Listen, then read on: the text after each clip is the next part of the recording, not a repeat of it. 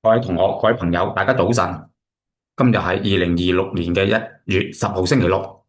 現在就睇睇上個星期嗰個情況，再預測下下個星期我哋嗰個恒生指數期貨嘅走勢。嗱，呢度係1月2號，跟住呢度上個星期得一支陽燭，全部都陰燭，但係啲陰燭又未穿底。究竟下星期係穿底落啊，定可以穿頂上呢？定繼續維持喺呢度上落呢？我哋循例睇睇其他市場，再翻嚟睇我哋呢個恒生指數期貨。先睇道指，道指就暫時仲反覆偏好，因為仲推緊上去，反覆偏好，支持位又多，阻力位又得一個，審慎樂觀。S&P 一樣去到阻力位，雖然去到阻力位，不過全部都推緊向上。咁即係話咧，暫時穿頂上嘅機會大過穿翻呢個紅底落，因為暫時出緊陽燭，出緊陽燭。道指 S&P 都係審慎樂觀，係納指咧本來唔係好靚，不過呢個出陽燭之後咧，雖然有阻力，但係上升調整再上升咧，美國三大指數暫時都係審慎樂觀，上證就繼續啦，非常之多嘅陽燭，仍然係非常樂觀。究竟幾時出現調整？調整完會唔會轉勢咧？等佢出現調整先。嗱，啲金咧仍然去到呢個阻力，不過今次收咗喺4500，4500入邊有好淡爭持位，4400、4300變支持。再升穿呢個4549、4540咧，就去4600嗰個做法，啲金又係審慎樂觀。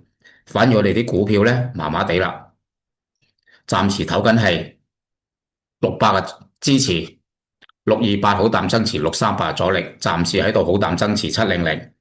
阿里巴巴仍然都係好淡爭持1810，暫時唔係咁理想。3690小心做穿頭破腳。9618低位徘徊，五隻科網股其實都冇隻靚嘅，除非下個星期一二有啲大陽燭係令到啲沽盤全部受壓嘅話咧，咁先至有機會轉得翻好呢幾隻股票。